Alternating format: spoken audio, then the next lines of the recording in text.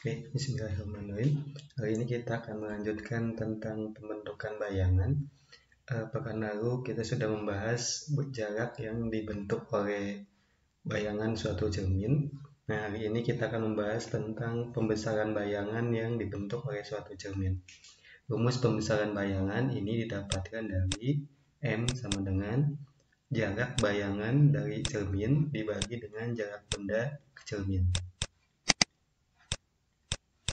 Dengan M itu pembesarannya berapa kali, S absen ini jarak bayangan,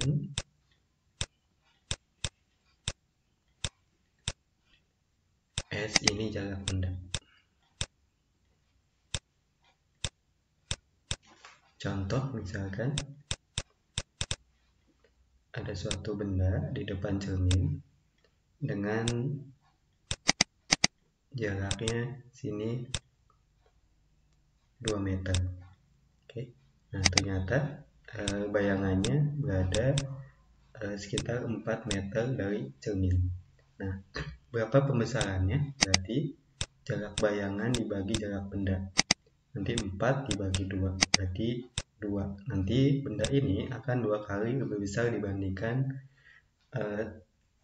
benda semulanya. Itu untuk pembesaran bayangan.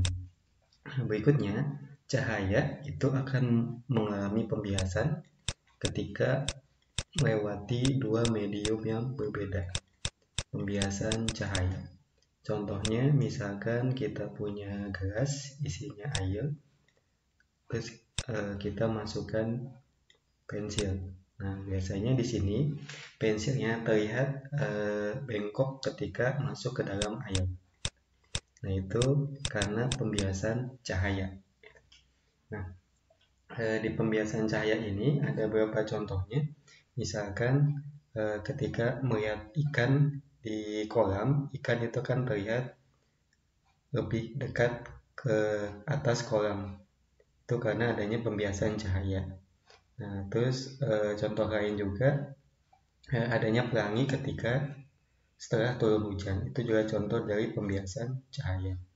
Nah, sifat-sifat pembiasan cahaya itu misalkan kita punya udara, mediumnya, dan air.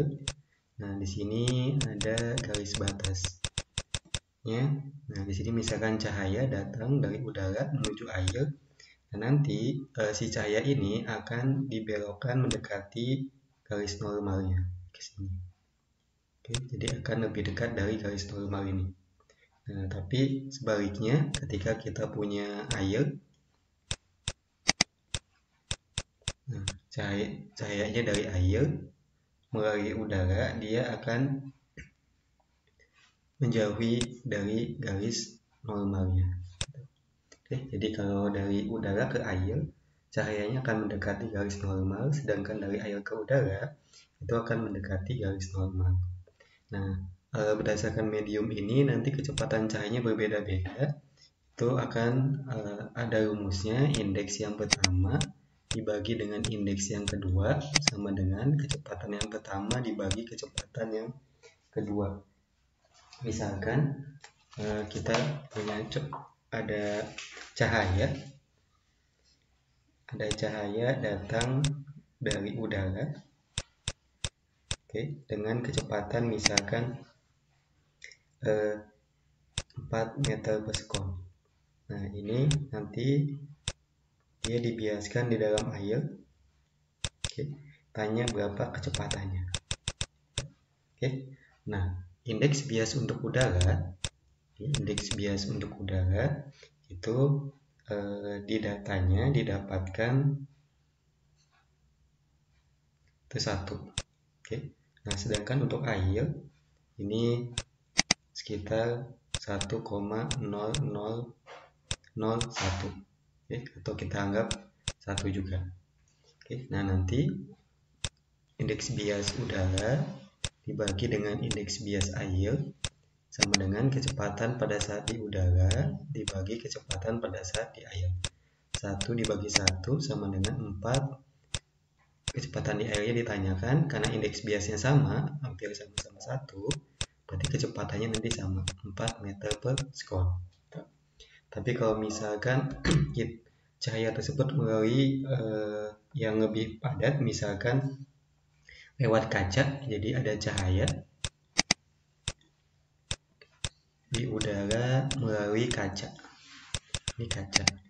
Oke, nah cahaya itu udara indeks biasnya 1, sedangkan kaca itu indeks biasnya sama dengan 1,46. Oke, misalkan di sini kecepatannya 4 meter per sekon.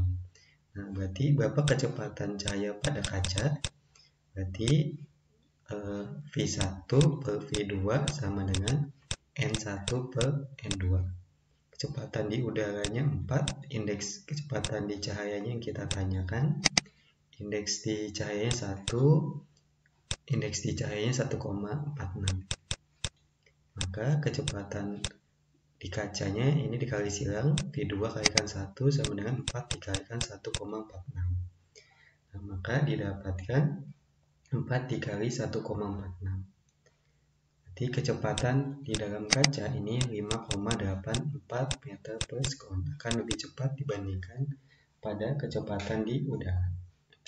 Oke, karena indeks biasnya di situ lebih padat atau lebih besar.